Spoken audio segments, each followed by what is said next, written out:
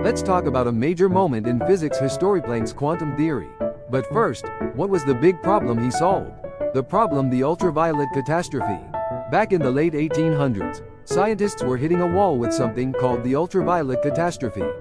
Here's the issue: when they tried to calculate how much energy a hot object, like the sun or a piece of heated metal, was radiating, the math predicted that at very short wavelengths like ultraviolet light there should be infinite energy. That clearly wasn't happening in real life, so what was going wrong? Planck's genius solution: energy in packets. Enter Max Planck in 1900 with a game-changing idea. He proposed that energy isn't something you can divide up endlessly. Instead, it comes in small, discrete packets that he called quanta. Think of it like buying something at a store you can't pay with fractions of a penny, you pay with coins or bills. Planck said energy works the same way, it's delivered in chunks. He came up with this simple formula to explain it: E equals h times F, where E is the energy in each packet or quantum.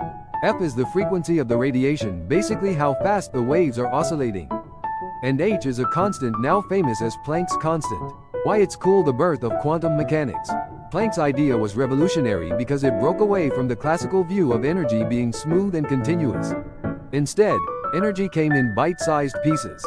This genius move not only solved the ultraviolet catastrophe, but it also paved the way for quantum mechanics, opening the door to understanding the strange behavior of particles at the atomic level. So, what's the takeaway? Planck's big idea was that energy comes in little packets, a concept that changed how we see light, heat, and even the smallest parts of our universe.